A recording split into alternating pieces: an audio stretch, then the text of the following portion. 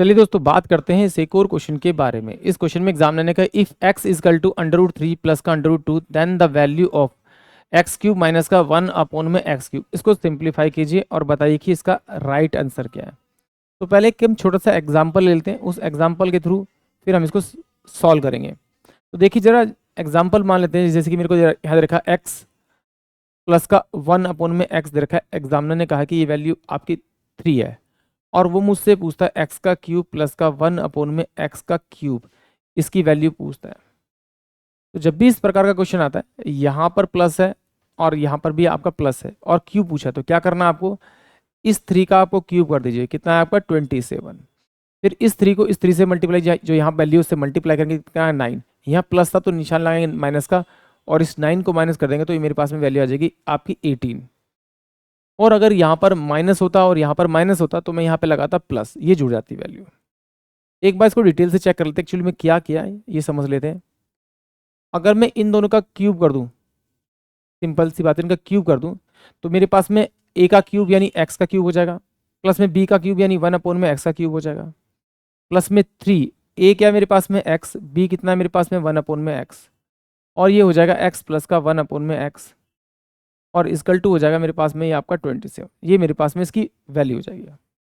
अब देखिए इस x से तो ये x की वैल्यू कट जाएगी, तो x का क्यूब प्लस का 1 अपॉन में x का क्यूब बराबर में क्या हो जाएगा आपका 27 माइनस का 3 इंटू में x प्लस का 1 अपॉन में x। देखिए इसकी वैल्यू तो मुझे दे रखी है 3, तो मैं इसकी जगह 3 रखूंगा यहाँ पर, तो ये मेरे पास में 27 माइनस का आपका 9 हो जाएगा, यानी कि आंसर तो मेरे पास में 18 होगा, यानी ये आएगा। बस सिंपल सी बात है, यहाँ अगर माइनस है तो यहाँ भी माइनस मिलेगा, तो सिर्फ आपको यहाँ पे माइनस की जगह प्लस लगा देना, आपको आपका करेक्ट आंसर मिल जाएगा। इसी लॉजिक को हम यहाँ पर यूज़ करेंगे और इस क्वेश्चन को सॉल्व करेंगे। तो चलिए आइए सॉल्व करते हैं।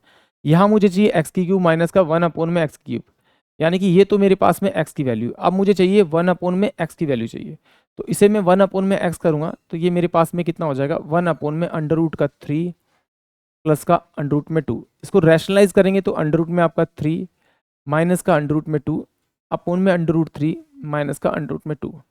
तो 1 अपॉन में एक्स जो होगा वो बराबर हो जाएगा अंडर रूट 3 माइनस का अंडर रूट में 2। अब ये देखिए a प्लस बी है और a माइनस बी है, यानी a का स्क्वायर माइनस b का स्क्वायर वाला फॉर्मूला बन जाएगा। तो a का स्क्वायर करूँगा तो मेरे पास 3 और माइनस का 2, यानी 1 अपॉन में x जो इसकी वैल्यू आएगी वो अंडर रूट 3 माइनस का अंडर रूट 2, ये इसकी वैल्यू आ जाएगी। तो इसमें से मैं इसको घटा देता हूँ, तो x माइनस का 1 अपॉन में x बराबर में क्या हो जाएगा आपका अंडर रूट 3 प्लस का अंडर रूट 2 माइनस का अंडर रूट 3 प्लस में अंडर रूट 2। इससे ये वैल्यू कट गई, तो x माइनस का 1 अपॉन में x इजकल टू में 2√2, ये इसकी वैल्यू आ गई। अब एग्जामिनर कह रहा है कि आपको निकालना है क्यूब की, तो वही सेम पैटर्न यूज करेंगे, x का क्यूब माइनस 1 अपॉन में x का क्यूब। तो सिंपल सी बात है, इसका हम लोग क्या करेंगे क्यूब करेंगे, तो ये मेरे पास क्या होगा 2 का क्यूब यानी कि 8 और 8 दूनी 16, ये रूट से बाहर आएगा तो 16 अंडर रूट 2, ये वैल्यू आ जाएगी। यहाँ पर मेरे पास क्या है माइनस का निशान है, माइनस का, तो यहाँ पे प्लस का निशान लगाएंगे।